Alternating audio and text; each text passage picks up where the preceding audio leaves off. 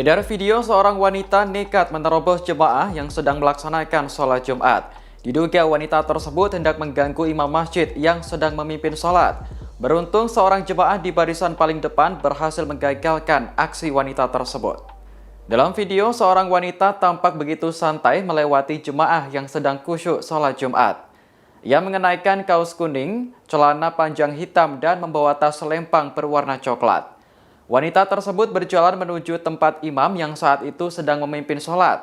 Tiba-tiba ia mengulurkan tangannya dan hendak menarik sang imam masjid.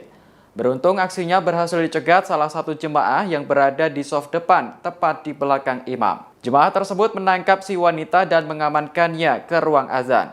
Dikutip dari tribuntimur.com, peristiwa ini terjadi di Masjid Al-Barokah, Terminal Dangerako, Kota Palopo, Sulawesi Selatan pada Jumat 17 Juni. Ketua Pengurus Masjid Terminal Palopo, Haji Ruslan, membenarkan kejadian tersebut. Haji Ruslan mengatakan wanita itu masuk masjid melalui pintu alternatif dan hendak menyentuh imam. Aksinya itu berhasil digagalkan oleh jemaah yang tak lain adalah seorang anggota polisi bernama Bribka Oto. Haji Ruslan mengatakan pelaku berasal dari daerah Sidrap dan diduga mengalami gangguan jiwa. Menurut informasi yang beredar, wanita berusia 24 tahun itu memang tertarik dengan laki-laki yang gagah dan bersuara bagus. Selesai kejadian, wanita tersebut kini sudah diserahkan ke keluarganya.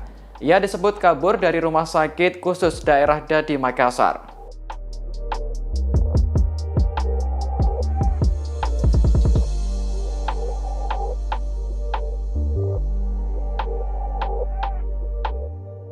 Terima kasih sudah nonton. Jangan lupa like, subscribe, dan share ya!